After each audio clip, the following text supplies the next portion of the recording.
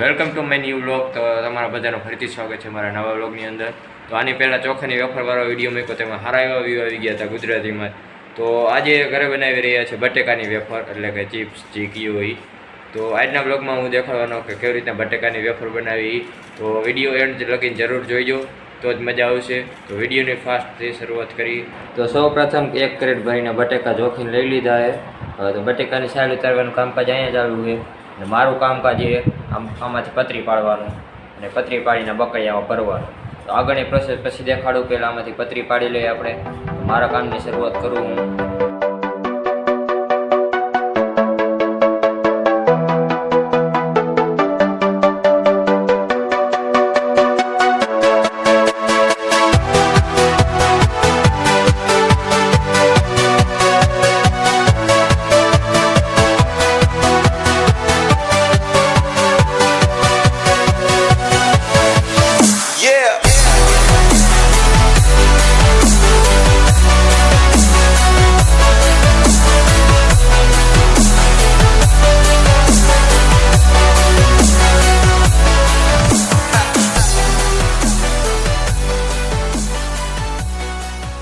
હવે પતરી બટેકાની બધી પડી ગઈ. 1 ક્રેટ બટેકા હતા, જેટલી હતી એટલી.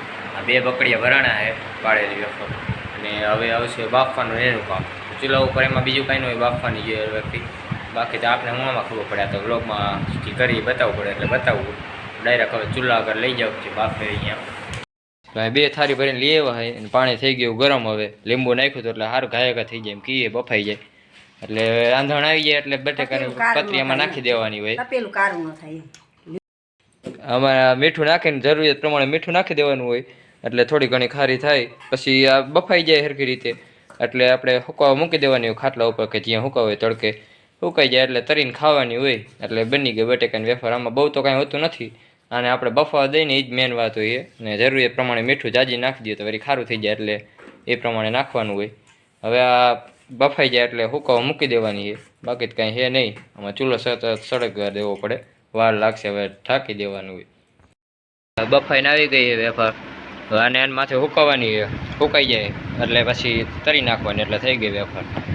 તો આ વેફરમાં તો કાંઈ હોય નહીં બહુ મીઠા વાળી, કંઈ બાફીને નાવી સુકાઈ દેવાની, પછી તરી નાખવાની, પછી ખાઈને મોજ કરો. બાકી તો કાંઈ હોય નહીં. તો આ આજનો બ્લોગ તો અહીંયા લગીને જતો, તો બીજું કાંઈ કરવા નથી. તો આ બ્લોગ અહીં પૂરો કરી ડાયરેક્ટ મળીએ આપણે આગલા બ્લોગમાં.